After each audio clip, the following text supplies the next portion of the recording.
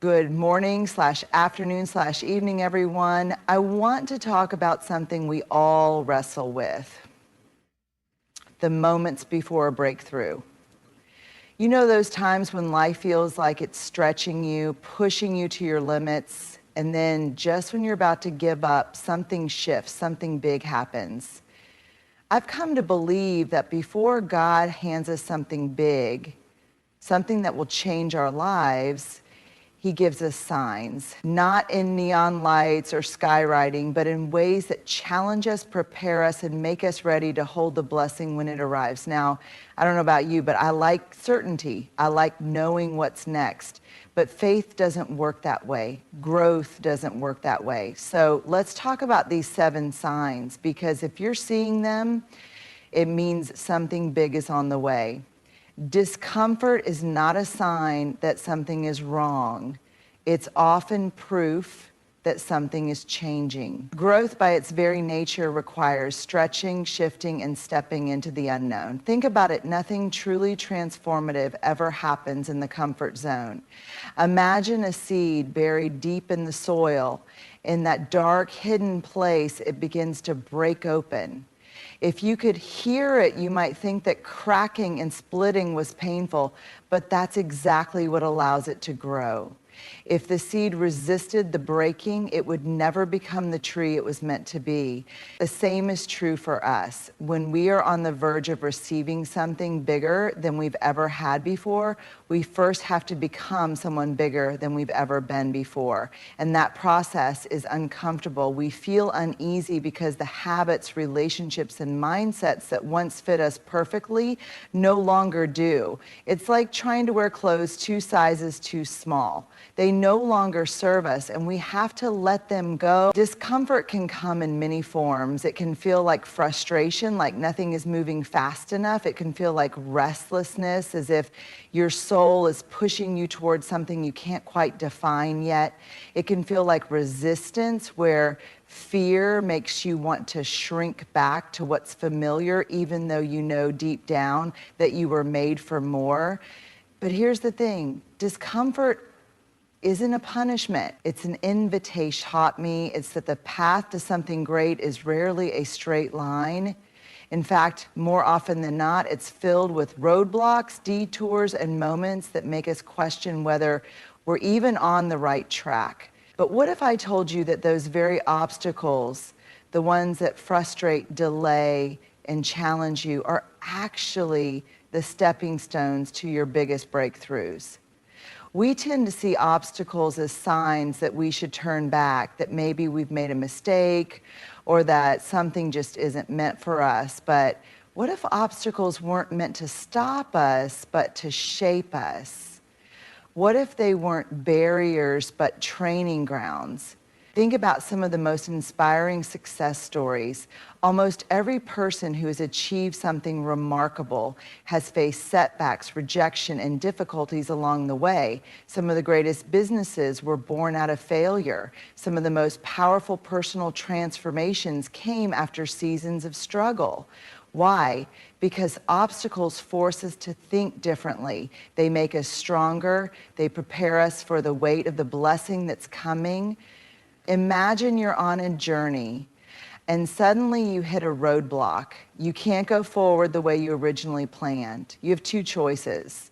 You can sit there frustrated, believing that the roadblock means the journey is over.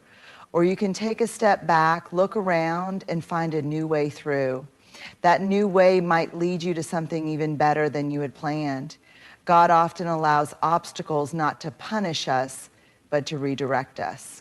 He sees the full picture when we only see a small part. What feels like rejection may actually be protection. What feels like a delay may actually be divine timing. That door that didn't open, maybe it wasn't meant for you because there's a better one ahead. The key is to shift your perspective. Instead of asking, why is this happening to me? Try asking, what is this trying to teach me? Instead of seeing a setback as a stop sign, view it as a detour leading you to something greater. So if you're facing obstacles right now, don't lose heart. Take a breath, step back, and trust that what looks like a challenge today may just be the setup for your breakthrough tomorrow. The very thing that seems to be standing in your way might just be leading you to something bigger than you ever imagined. There's a kind of loneliness that doesn't come from being alone, but from feeling like you're outgrowing the world around you. Have you ever been in a room full of people and still felt distant, disconnected, like something in you was shifting while everything else stayed the same? If so, you might be in a season of divine isolation, a season where God is pulling you away, not to punish you, but to prepare you. At first, isolation can feel unfair. You might wonder why certain friendships no longer feel the same, why people who used to be in your corner suddenly seem distant, or why the places and activities that once brought you joy no longer do. It's tempting to try to hold on, to force old connections to fit into your new reality. But what if this isolation is actually God's way of making room for something greater? Throughout history, we see examples of people being set apart before they step into something big.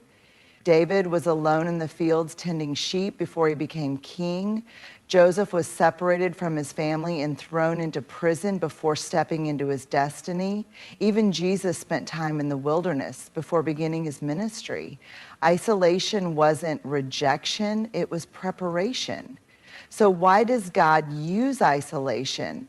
Because when you're alone, you're forced to confront yourself. You can't rely on distractions, noise, or the validation of others. You have to sit with your thoughts, your fears, and your dreams. It's in this quiet space that God begins to refine you, strengthen you, and reveal things that you couldn't hear in the noise of daily life. This is also the season where your faith is tested. When the crowd is gone, when the support system fades, when the applause stops, who are you then? Do you still believe in the dream God put in your heart? Do you still trust the vision even when no one else sees it? These are the moments that build resilience. But here's the beautiful part. Isolation doesn't last forever. It's a transition, not a destination. If you are feeling isolated right now, I want to encourage you, this is not the end of your story. It's simply the chapter where you grow into the person who can handle what's coming next. One day you'll look back and realize that this season of isolation was actually a gift. It was where you found clarity, where you discovered strength you didn't know you had, where God stripped away the unnecessary to make space for the extraordinary. So instead of fearing isolation, embrace it. Trust that you are being set apart for a reason. And when the time is right, you'll emerge stronger, wiser, and ready for the next chapter that God has been preparing for you all along. Growth is a funny thing. It happens slowly, almost unnoticed, until one day what once felt right no longer fits.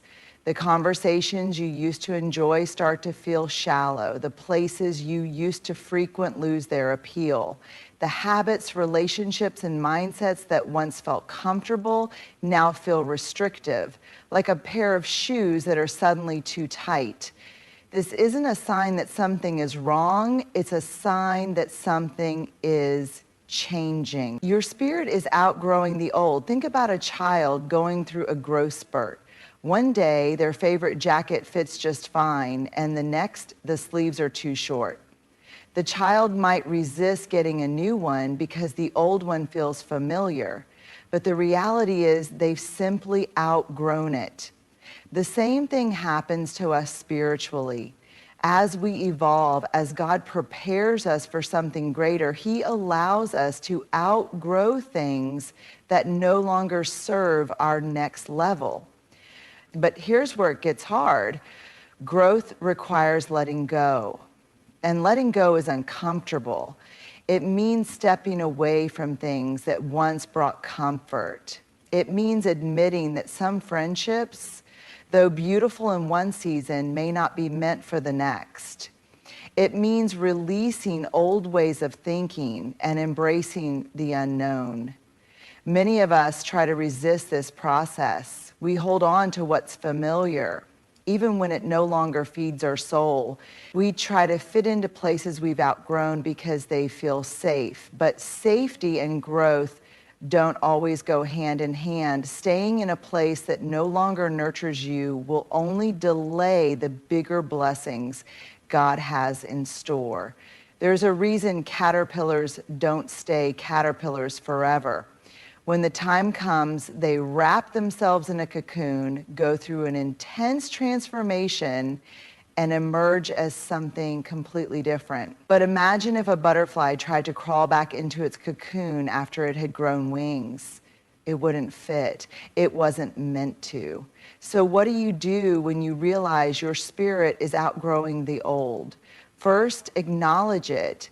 Don't ignore the feeling just because it's uncomfortable. If something no longer aligns with you, it's okay to admit that. Second, trust the process. Growth isn't easy, but it's necessary. You are not being abandoned. You are being prepared. What feels like loss is actually a setup for something greater. And finally, embrace the new. It may take time to adjust, but when God leads you away from something, it's always because he has something better ahead. So if you feel like you don't fit where you used to, don't shrink yourself to stay. You are being called to something higher. Your spirit is expanding. And when God is taking you to new places, the old simply won't do. Fear has a funny way of showing up right when we're on the edge of something big. It doesn't whisper, it shouts. It doesn't ask questions gently. It floods your mind with doubts. And the closer you get to your breakthrough, the louder fear becomes. Have you ever noticed that? Just when you start stepping toward the thing you've been praying for, the dream, the opportunity, the shift, fear starts screaming all the reasons why you're not ready. What if you fail? What if people judge you? What if you're making a mistake? Fear thrives on uncertainty, and nothing feels more uncertain than stepping into something new. But here's what I've learned. Fear isn't proof that you're on the wrong path. More often than not, it's confirmation that you're on the right one. Think about it. Fear never gets loud when we're playing small, staying in our comfort zone, or doing what we've always done. It shows up when we dare to grow, when we dare to believe for more, when we stand at the edge of a breakthrough and get ready to step into something bigger than ourselves. Imagine an athlete about to compete in the biggest game of their life. Right before they step onto the field, their heart pounds, their palms sweat, and doubt creeps in. But does that mean they're not prepared? No. It means the moment is big. It means something is at stake. And it's the same for us. Fear doesn't show up when nothing is happening. It shows up when everything is about to change. But here's what we get wrong. We think fear means stop. We assume that if we're afraid, we're not ready. But fear is not a stop sign. It's a sign that you're stretching, growing, stepping into unfamiliar territory. It's a sign that you're about to break through. Some of the greatest moments in your life will be the ones that scared you the most. Taking that new job, starting that business, walking away from something comfortable but unfulfilling, saying yes to something that feels bigger than you. And in those moments, fear will try to convince you to turn back. But if you do, you might miss the very thing you were meant for. So how do you move forward when fear is screaming? First, recognize it for what it is. Fear doesn't mean you're unqualified. It doesn't mean you're making the wrong decision. It just means you're human and that something important is happening. Second, don't wait for fear to disappear before you move. If you wait to feel 100% ready, you'll be waiting forever. Courage isn't the absence of fear, it's moving forward despite it. And finally, trust that what's ahead is worth it. Every breakthrough, every blessing, every big moment in your life required a step of faith in the face of fear. And if fear's getting louder, it just might mean you're closer than you think. So don't turn back now. Keep moving forward, because right on the other side of fear is everything you've been waiting for. There comes a point in every journey where effort alone is no longer enough. You've prayed, you've planned, you've done everything you know to do, and yet the breakthrough hasn't come. The door hasn't opened. The answer still isn't clear. It's in this moment when frustration is at its peak, when exhaustion sets in, when doubt starts creeping into the cracks of your faith, that God whispers the one thing we resist the most: let go. Surrender is one of the hardest things to do because it feels like giving up. We equate surrender with quitting, with losing control. But what if surrender isn't about losing? What if it's about making room for something bigger? Think about a child holding onto a small, broken toy.